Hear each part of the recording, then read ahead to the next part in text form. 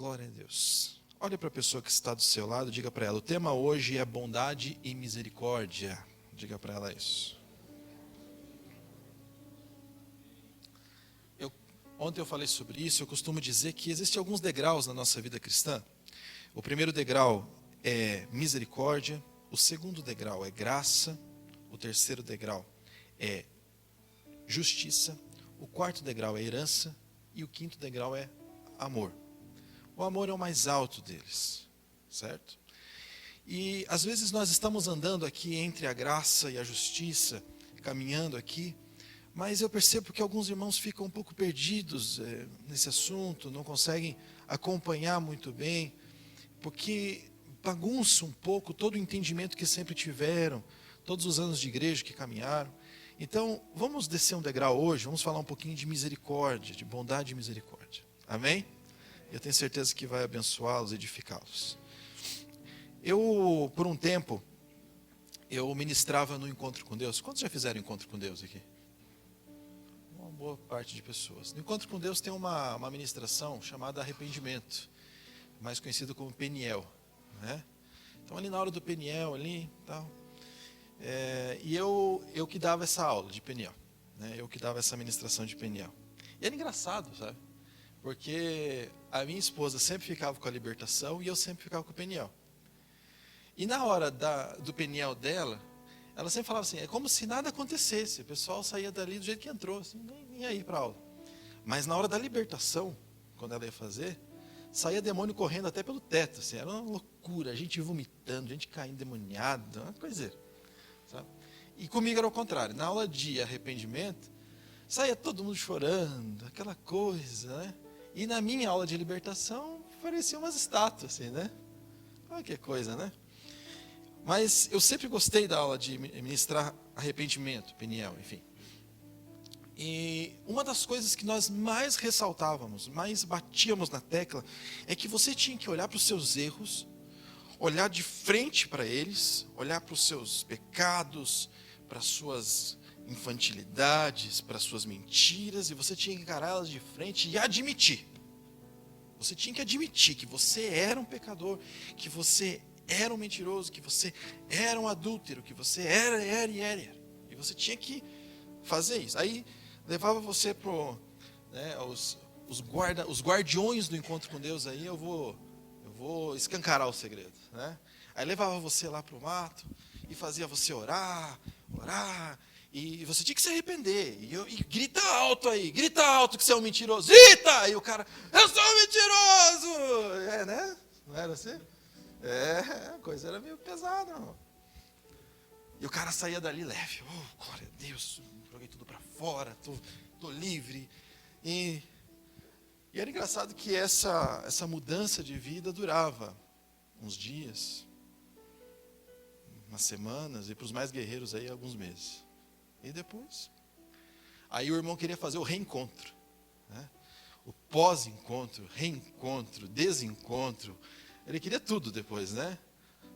Vamos para o encontro com Deus de novo. Parece que tinha que ser reabastecido pelo encontro com Deus o tempo todo, assim, né? Então tem alguma coisa que não estava legal. Não tenho nada contra o encontro com Deus. Nós vamos fazer o encontro esse ano aqui. Um pouquinho diferente, né? Um pouquinho diferente. Então, essa mudança, por que ela não durava? Por quê? Você sabe me dizer? Romanos 2,4.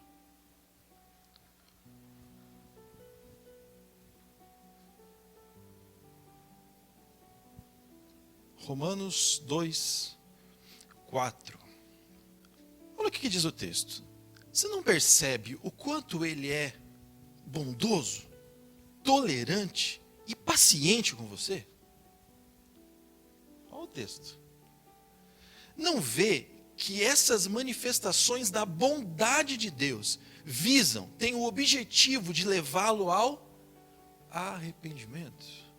Em outro texto diz assim, a bondade de Deus, outra versão, a bondade de Deus leva ao arrependimento. Então o que nos leva ao arrependimento não é as coisas que fazemos para nos arrepender. O que nos leva ao arrependimento é a bondade de Deus. O que nos leva ao arrependimento é a bondade de Deus. Deixa eu tentar explicar isso de outra forma. Quando você olha para os seus defeitos, quando você olha para os seus erros, quando a ministração te leva a olhar para você, você faz isso, você faz isso, você faz isso, você precisa mudar essa direção. Você precisa fazer diferente. Você está errado. Quando olha para você, isso não gera arrependimento, isso gera remorso. Remorso. Porque sempre quando você olha para você e vê o quanto você é mal, isso vai gerar remorso.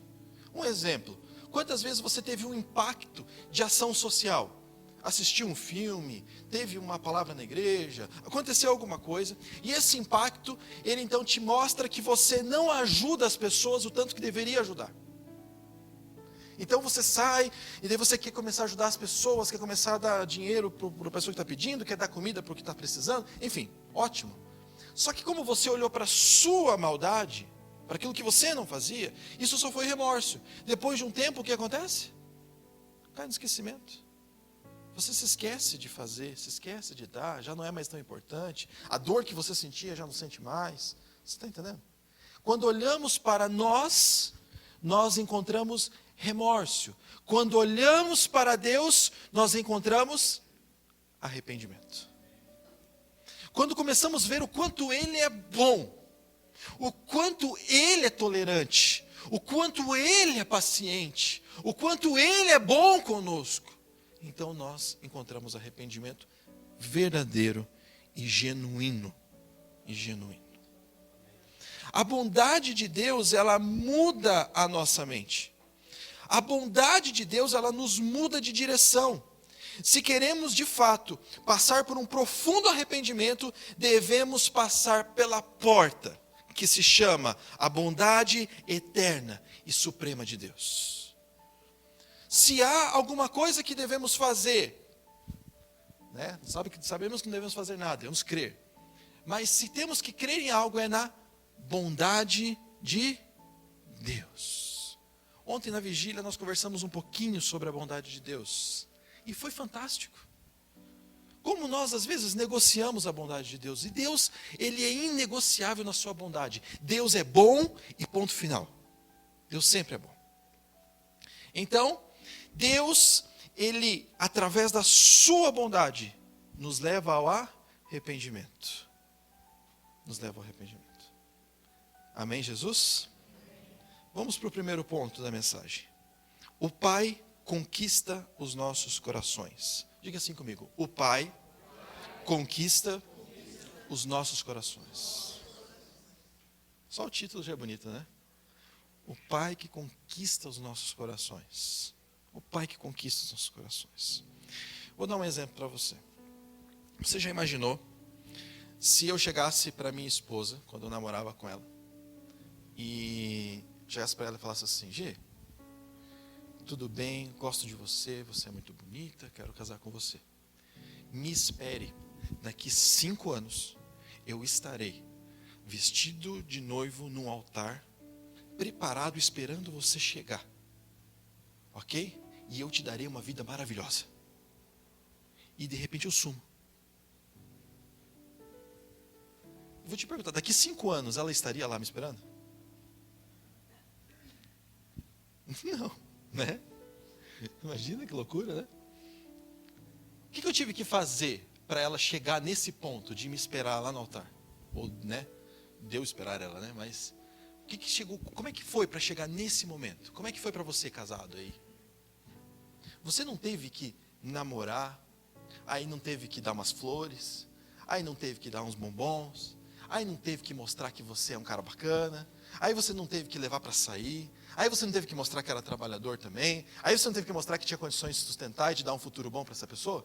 Não teve que passar por uma série de situações para você conquistar o coração da sua mulher? Sim ou não?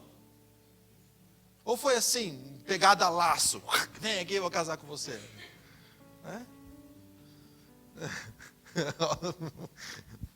Você está entendendo? Não é assim que funciona. Existe uma conquista, tem que ser conquistado. E só que nós queremos adaptar isso para Deus. Nós achamos o seguinte: Jesus falou, em breve voltarei, creiam em mim. E ele foi. E daí, beleza. E agora a gente fica aqui, esperando chegar o dia, né, para casar com o noivo e subir com Jesus. É assim? Não. Porque a fé, meu irmão, ela surge também depois da bondade. A mulher só começou a acreditar que seu marido poderia ser bom para ela por uma vida inteira, depois de ver toda a bondade que ele demonstrava para ela. Não vamos entrar em méritos aqui, né, de como foi depois do casamento, né? Deixa quieto, né? Vamos voltar aqui, né? A lua que era bonita já não ficou mais tão bonita, essas coisas assim, né? Meus irmãos, Deus, para conquistar os nossos corações, Ele derramou a sua bondade. Deus, para conquistar o seu e o meu coração, Ele derramou a bondade dEle. E a bondade dEle faz com que nós creiamos em seu Filho. E por causa da bondade dEle, nós queremos passar uma vida com Ele. E por causa da bondade dEle, nós queremos passar uma eternidade com Ele. É por causa da bondade dEle. Nós olhamos para Ele, nos deparamos com a bondade dEle, e nós queremos então andar com Ele. Deus conquistou os nossos corações. Ele demonstrou, primeiro, Ele demonstrou a sua bondade. Mas através de quem Deus demonstrou a sua bondade? De quem? Através de Jesus. Através de Jesus, o Pai demonstrou a sua bondade para nós. Através de Jesus, o Pai demonstra a bondade dele para nós homens. Como que eu tenho certeza que foi através de Jesus? João, capítulo 14, versículos 5 até o 9. João, capítulo 14, do versículo 5 até o 9. Não sabemos para onde o Senhor vai, disse Tomé. Como podemos conhecer o caminho? Tomé falando com Jesus. Olha o que Jesus responde. Jesus disse: eu sou o caminho, a verdade e a vida. Ninguém pode ir ou vir ao Pai, senão por mim. Continua. Se vocês realmente me conhecessem, saberiam quem é meu Pai. Mas de agora em diante vão conhecer e ver o Pai. Mas olha a pergunta de Filipe. Filipe disse: Senhor, mostra-nos o Pai e ficaremos satisfeitos. Então nos mostre esse Pai. Olha o que Jesus responde. Jesus respondeu: Filipe, estive com vocês todo esse tempo e você ainda não sabe quem eu sou. Quem me vê, vê o Pai. Quem vê Jesus, vê a Deus. Então Jesus é igual a Deus. Então por que me pede para mostrar o Pai? Então Deus demonstra a sua bondade através de Jesus. Porque o que Jesus fez na terra era o que Deus faria na terra. O que Deus Pai faria na terra foi o que Jesus fez na terra. Continuamos para ver outro texto de Hebreus capítulo 1, versículo 3. Quem é Jesus? Quem é Jesus nessa história toda? Jesus é o Filho que irradia a glória de Deus. Ele expressa de forma exata o que Deus é.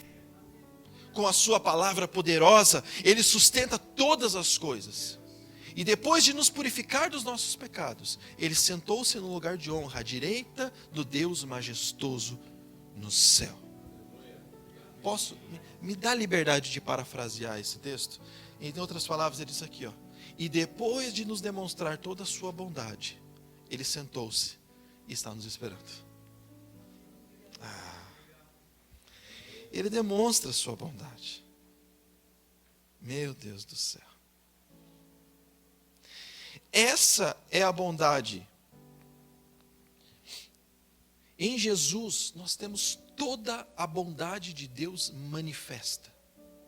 Toda a bondade de Deus expressa. Em Jesus, nós sabemos que Deus é bom. Porque se você lê de Êxodo até Malaquias, você vai ver o quê? você não vai entender muito bem. Você lê aquilo, você fala, será que é assim? Olha aqui, meu Deus. Né? Não entende. Por quê? Porque sem a revelação da graça, sem você conseguir encontrar Jesus ali naqueles textos, esquece, meu irmão. A cabeça, né, dá um parafuso aí. Precisa encontrar Jesus ali. Jesus precisa estar ali. Porque tudo aquilo ali era lei. E o que a lei fazia? Olha lá o que está escrito em João, capítulo 8, do versículo 1 até o 11. Vamos ler uma parábola, uma história. Jesus voltou ao Monte das Oliveiras, ele tinha ido orar. Mas aí na manhã seguinte, bem cedo, estava outra vez no templo. Logo se reuniu uma multidão e ele se sentou e ensinou. Então os mestres da lei e fariseus lhe trouxeram uma mulher pega em adultério e a colocaram diante da multidão. Mestre, essa mulher foi pega no ato de adultério, disseram eles a Jesus. A lei de Moisés ordena que ela seja apedrejada. O que o Senhor diz? Volta ali um pouco. Quando eles falaram assim, a lei de Moisés ordena que ela seja apedrejada. Deixa eu te perguntar, quem deu a lei para Moisés? Deus. Deus. Em outras palavras, eles falaram assim, ó, você fala que é filho de Deus. Deus mandou apedrejá-la. E agora? Você fala que Deus não é isso, você está falando que Deus é bondoso, mas Deus mandou apedrejar. Procuravam apanhá-lo numa armadilha, ao fazê-lo dizer algo que pudessem usar contra ele. Jesus, porém, apenas se inclinou e começou a escrever com o dedo na terra. Eu vou tomar a liberdade de aplicar esse texto. Como é que Deus escreveu as tábuas da lei? O dedo de Deus escreveu. Está escrito. O dedo de Deus escreveu. Alguns conhecidos que foram para Israel, bem nesse lugar aí, eles falam que é um lugar cheio de pedras, onde Jesus estava. Muitas pedras, bastante pedregulho, pedras.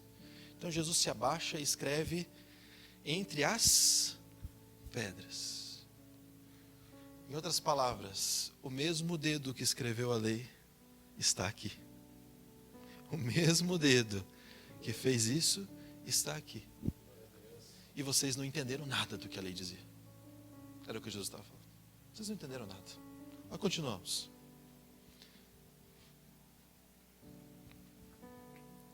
Eles continuaram a exigir uma resposta. Diga-nos. De modo que ele se levantou e disse: aquele de vocês que nunca pecou, atire a primeira pedra. Olha o que Jesus fez. Jesus falou assim, sabe o que esse texto está dizendo? Sabe o que a lei dizia para vocês? A lei está mostrando o quanto vocês são falhos. E a lei só provocava em nós o quê? Remorso. Mas veio a graça e nos mostra a bondade. Continue. A bondade. Então inclinou-se novamente e voltou a escrever na terra.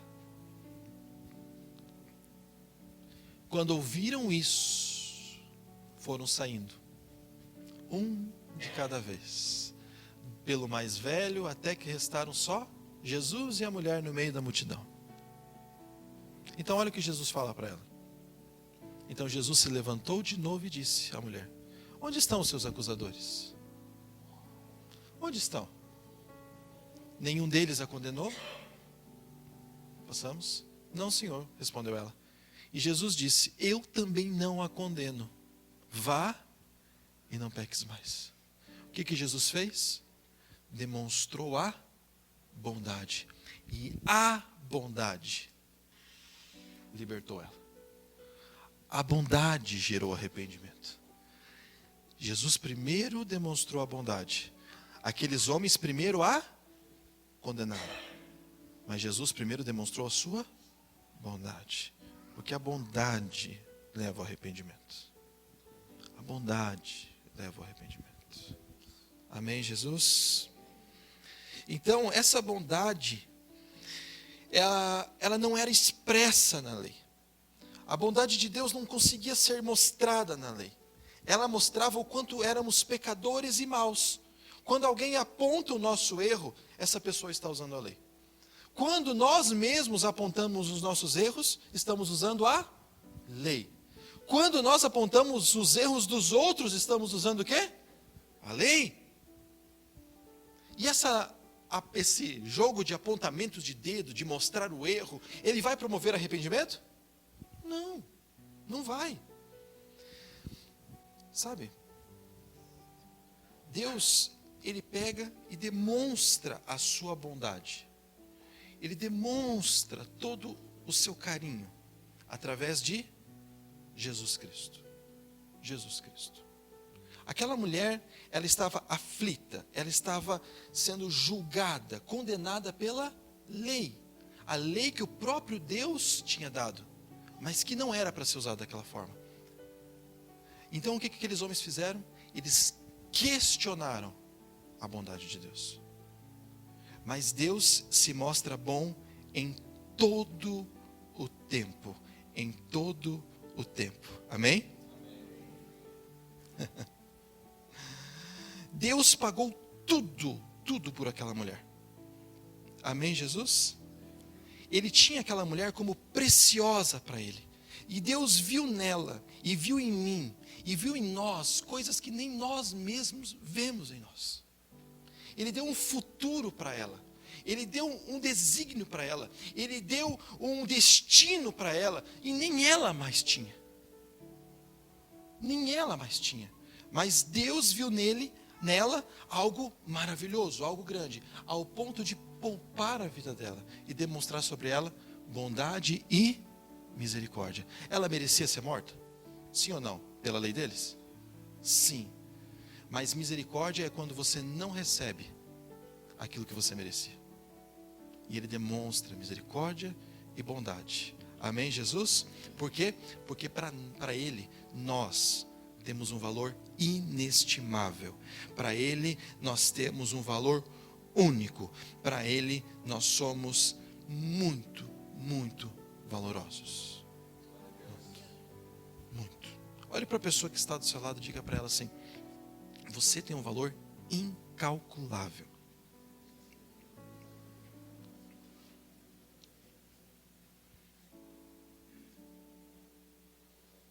Incalculável. E ele demonstra a bondade à mulher. E depois que ele demonstra a bondade, a mulher abandona a vida que ela levava. Amém, Jesus? Vamos para o segundo ponto, se chama a força do amor. A força do amor.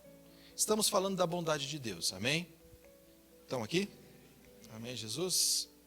A bondade de Deus. Vamos falar um pouco então sobre a força do amor. João 3,16, texto conhecidíssimo. O que diz em João 3,16?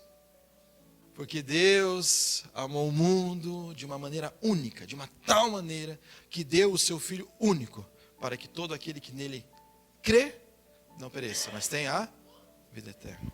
A força do amor.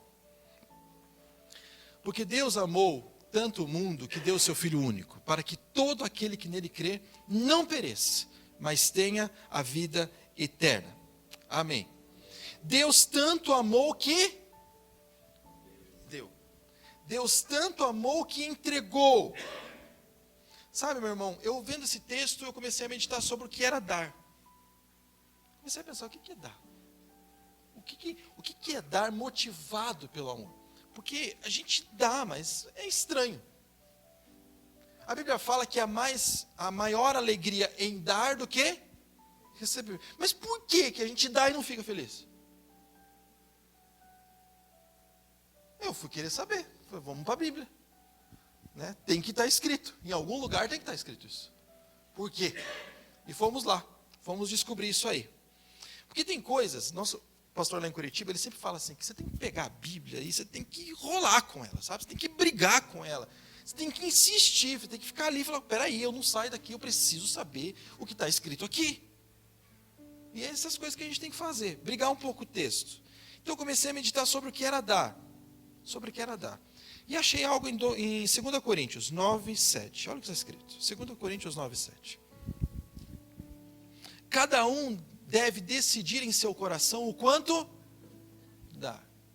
Então a decisão de quanto você tem que dar, parte de alguém ou parte de você mesmo? Parte do pastor ou parte de você? Cada um decida em seu coração. A decisão de dar é sua. O quanto você vai dar é você que decide. É você que decide. Amém? Continuamos.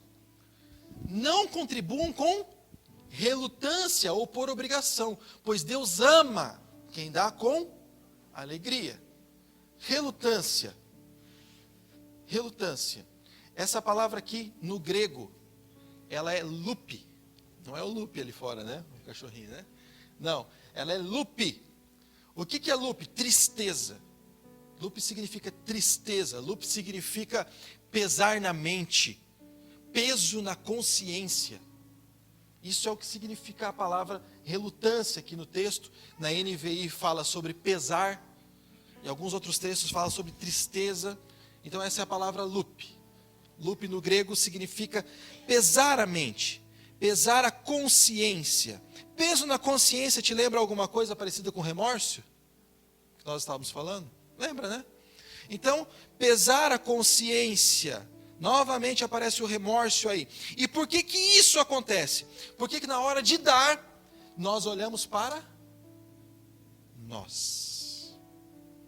Lembra o que eu falei? Se você olha para os seus problemas, você tem arrependimento ou tem remorso? Remorso. Se você olha para as suas condições, você sente remorso em dar. Se você olha para o quanto você ganha, você sente remorso em dar. Se você olha para o quanto você pega nas suas mãos, você tem remorso em dar. Você tem remorso. Sente dor na consciência. Tem um estudo que fala que quando nós usamos o cartão de crédito, nós não sentimos, não atua o mesmo lugar do cérebro do que quando você usa dinheiro. Sabia disso? Diz que quando você usa dinheiro, aciona o mesmo lugar da dor. Né? Dói pagar no dinheiro, né? Mas no cartão é uma beleza.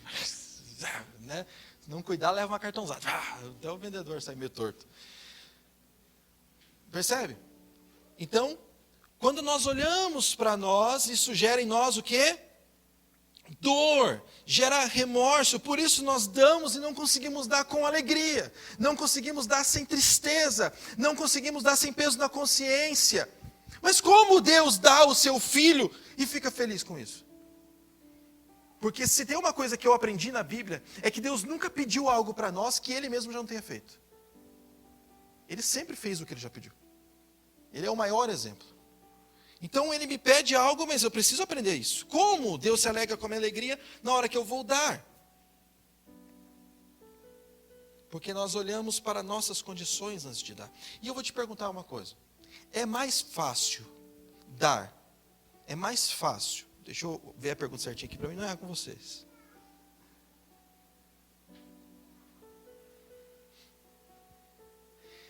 É mais fácil dar quando você tem muito ou quando você tem pouco?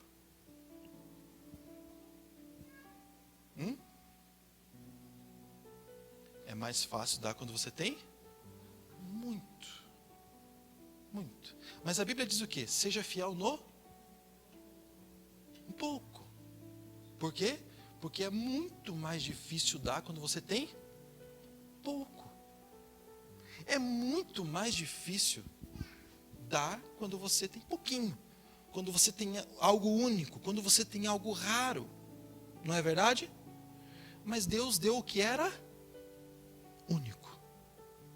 Deus deu o que era raro. Meu Deus.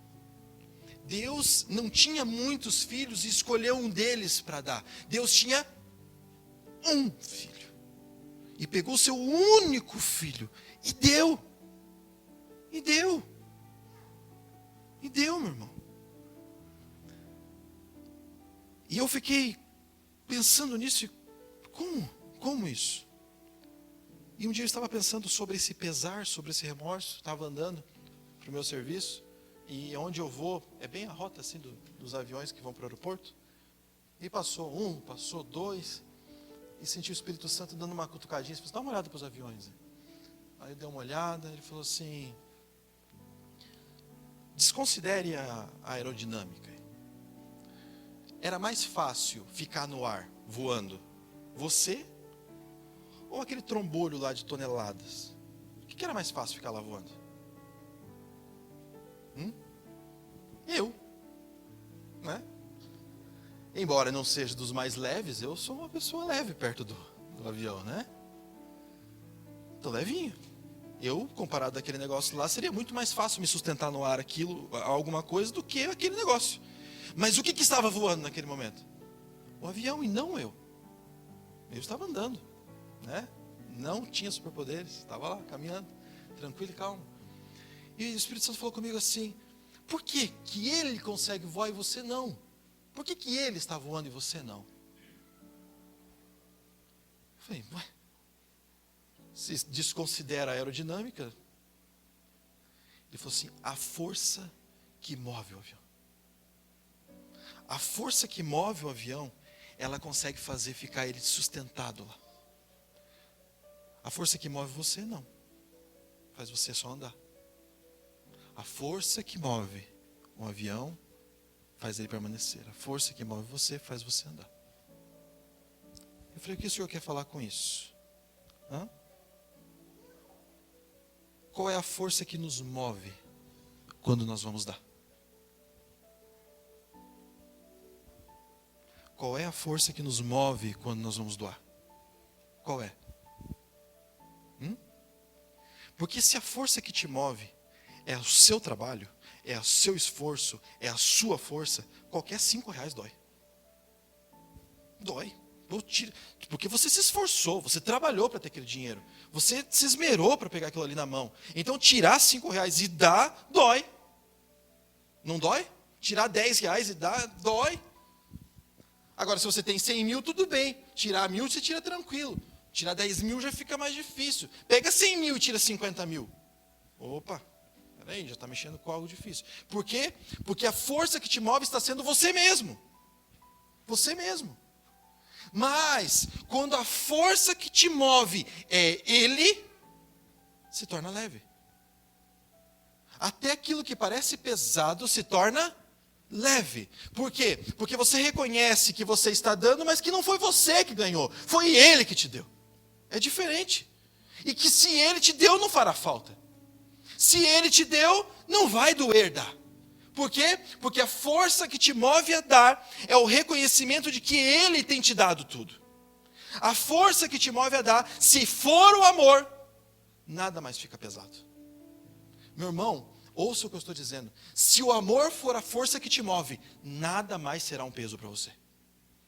Se o amor for a força que te move, nada mais será um peso para você, meu irmão. Tudo se torna leve. João, capítulo 3, versículo 16. Porque Deus amou. E porque Deus amou, então Ele deu, sem peso, sem dificuldades. Ele pegou e deu. Isso merece pelo menos um amém, meu irmão. Você está aí ainda, né? Tá por aí ainda. Meu Deus. Ele amou ao ponto de dar o único filho. Ao ponto de dar o seu único filho. Olha o que está escrito em 1 João, capítulo 3, versículo 1. 1 João, capítulo 3, versículo 1. Vejam como é grande o amor do Pai por nós. Olha o que o texto está dizendo. Meu irmão, para de ficar nessa cadeira achando que você é como qualquer um. Para de ficar sentado um domingo achando que você tem que levantar na segunda-feira e achar que você tem que fazer e você tem que trabalhar. Não. Veja como é grande o amor do Pai por nós. Pois Ele nos chama de filhos, o que de fato somos. Meu irmão, eu dei esse exemplo ontem. Peguei o Munhoz que estava aqui na frente. Eu chego para você, meu irmão, e eu sou dono de um carrinho de pipoca. Aí eu chego para você e falo assim: irmão, eu vou te dar um bom salário. Venha trabalhar comigo, eu quero te dar um bom salário. Aí você vai pensar. Aí você chega na sua casa e daí o Bill Gates te liga.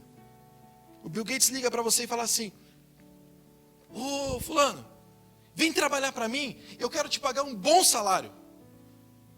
Eu vou perguntar para você: o meu bom salário de carrinheiro de pipoca é o mesmo bom salário que o Bill Gates pode pagar? Sim ou não? Sim ou não? Não. Então, meu irmão, o amor que você conhece não se compara a esse grande amor.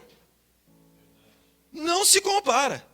Olha o que o texto está tentando chamar a nossa atenção. Ele diz assim, ó: vejam, abram os olhos, enxerguem como é grande o amor do Pai. Como o Pai é bondoso. Porque Ele deu o seu único filho para que você também pudesse ser chamado de filho. E aqui diz que, de fato, somos. Meu Deus. Nós somos filhos de Deus. É impressionante o amor de Deus por nós. Impressionante. A bondade de Deus se revela na sua misericórdia por nós.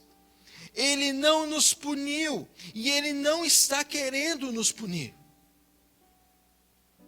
Ele não nos amaldiçoou e não quer nos amaldiçoar. Ele não quer a sua cabeça, meu irmão. Ele não está disposto a te matar. Ele não quer isso. Ele não quer te punir quando você comete seus erros.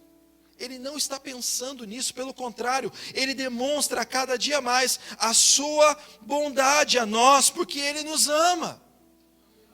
Eu tenho dito isso, meu irmão. Você pode achar o que você quiser na sua cabeça, tanto faz, mas de uma coisa você não pode confundir. Tem uma coisa que você não pode confundir. Eu disse ontem, vou dizer hoje novamente. Você precisa levantar de manhã bem cedo e se lembrar de uma coisa: Deus não é diabo. Deus não se levanta mal-humorado querendo fuzilar você. Deus não está esperando um momento para te lançar no inferno. Ele não está colocando um monte de obstáculos no seu caminho para que você tropece em algum deles e então Ele te puna e mostre para você o quanto você é ruim, o quanto você é mal. Pelo contrário, Ele talvez seja o único que olha para você e vê em você algo bom, algo imensurável, algo que nenhum homem consegue ver. Talvez Ele seja o único que consegue fazer isso. Ele consegue. Então coloque uma verdade de uma vez por todas na sua cabeça, de que Deus não é mau. Deus não é diabo, Deus não é mau, Deus não quer punir. Esses dias atrás apareceu um pastor convidando pelas redes sociais para ir num seminário, falando sobre as tragédias do fim do mundo. Falando como Deus está punindo o mundo pelos seus pecados. Não sei que Bíblia esse povo lê.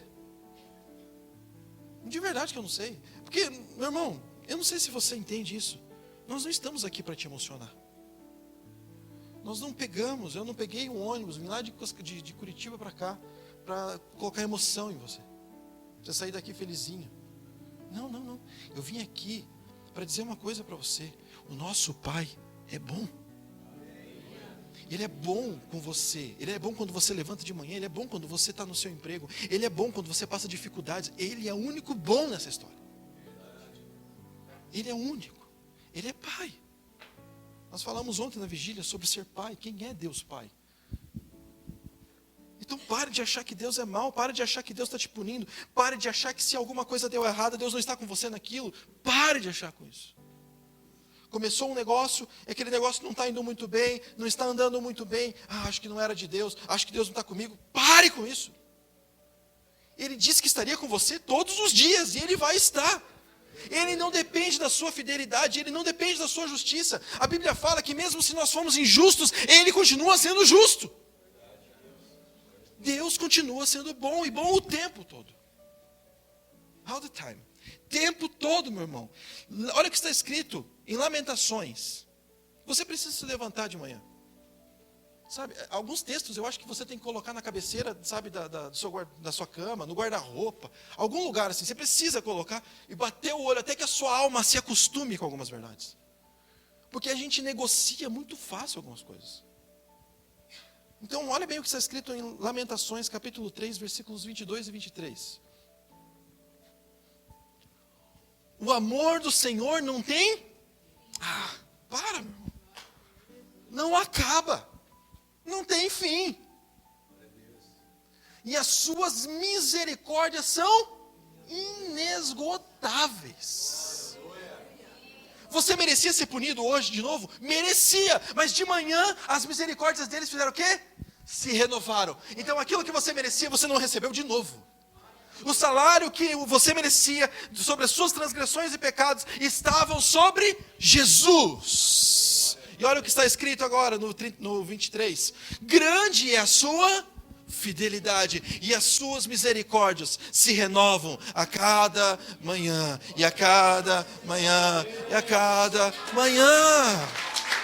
Meu Deus.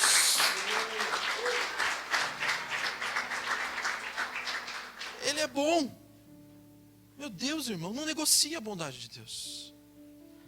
Não negocie, não negocie, não negocie. Se levante pela manhã e conscientize-se de que Deus é bom. Deus é bom. Não adianta você querer saber sobre graça quando você não consegue ainda entender a bondade de Deus. Graça fica um assunto muito grande daí. Muito grande. Graça vivemos todos os dias. Mas você precisa colocar no seu coração, meu irmão, colocar no seu coração de que Deus é Pai. Ah, meu irmão, que pena que você faltou ontem. Quem faltou, né? Tivemos um momento assim. Pena que não foi gravado. Deus é Pai. Deus é Pai. Deus cuida de nós como Pai. Não se relacione com Deus como se Ele fosse Deus. Se relacione com Deus como se Ele fosse... Como se Ele fosse, não, porque Ele é, né? Se relacione com Deus porque Ele é seu Pai. Vai orar, ó Deus de Abraão, de Isaac, de Jacó. Deus fala, não, eu era o Deus deles, mas eu sou pai. Eu sou seu pai. Eu cuido de você todos os dias, eu estou com você todos os dias. E tudo aquilo que você merece eu não te dou. Eu não te dou. De segunda a segunda, meu irmão, respire a bondade de Deus. De segunda a segunda, levante-se pela manhã e veja, quando você abre, eu sempre tive esse hábito, de quando eu estou de plantão, eu ir para fora, no horário que está amanhecendo, eu vou para fora e vejo o sol nascer. Por quê? Quando eu vejo o sol nascer, eu falo para mim mesmo, mais um dia a palavra dele não falhou. Mais um dia, e a palavra dele não falhou. Não falhou. Mais um dia, e eu estou aqui, santo, justo, limpo, purificado, porque as minhas falhas e os meus problemas estavam pregados com Ele lá, naquela cruz. E eu não estava pregado na cruz, mas Ele estava no meu lugar. Glória a Deus, porque mais um dia, de segunda a segunda, a misericórdia e a bondade dele se renovam. De segunda a segunda, a misericórdia dele e a bondade se renovam. Enquanto houver sol, enquanto houver noite, enquanto as estações estiverem aí rodando, enquanto existir essa terra, as misericórdias dele se renovam e se renovam e se renovam, e a graça dele nos proporciona o direito de ser filhos de Deus. Meu Deus do céu. Meu irmão, olhe para a pessoa que está do seu lado e diga para ela assim, não questione o quanto ele é bom. Não questione. Porque ele sempre é bom. Eu quero encerrar com esse texto. O salmista, ele tinha plena consciência disso. Plena consciência. Quando ele estava escrevendo os Salmos 23. Plena consciência. E eu gostaria muito que nós tivéssemos. E eu tenho certeza que o Espírito Santo está aí, ó, trabalhando e colocando essa bondade, essa consciência de Deus em você. O Senhor é o meu pastor. Na versão original não fala e nada me faltará. Fala e dele eu não tenho falta de nada. E nele eu não tenho falta de nada. Isso quer dizer, o pastor não me falta. E se o pastor não me falta alguma coisa? Não.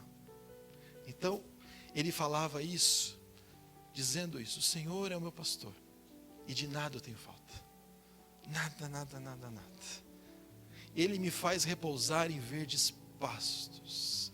E Ele me leva junto de riachos tranquilos. Sabe o que está dizendo esse texto? Eu estou dizendo que Ele é meu pastor nos dias bons. Nos dias bons, Ele é meu pastor.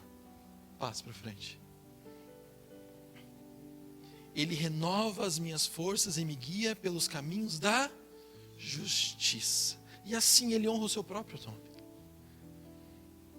Todos os dias Ele renova as nossas forças. E mesmo no dia ruim, mesmo quando eu andar pelo escuro vale da morte, eu não terei medo, porque Tu estás ao meu lado, e a Tua vara e o Teu cajado me protegem. Mas eu passando dias difíceis, Ele me protege. E quando se levantarem os inimigos, e quando se levantarem as pessoas, eu sei que Ele prepara um banquete para mim, na presença dos meus inimigos. Eu não serei envergonhado. Eu não preciso me justificar, porque é Ele que prepara um banquete. É Ele que prepara um banquete. E Ele ainda unge, Ele me capacita. Ele coloca sobre a minha cabeça óleo. E Ele transborda o meu cálice. Ele coloca alegria em mim. Mesmo nos dias difíceis. Por quê? Por que o salmista podia dizer isso? Porque ele tinha plena consciência. Certamente. Com certeza. Com certeza. A bondade e o amor me seguirão todos os dias da minha vida, e eu viverei na casa do Senhor para sempre, para sempre, para sempre. Vamos ficar de pé.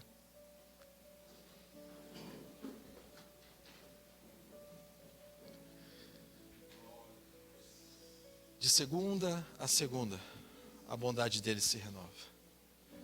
De segunda a segunda, de segunda a segunda. Você tem um Pai maravilhoso, meu irmão. Não questione a bondade do Pai. Não questione a bondade.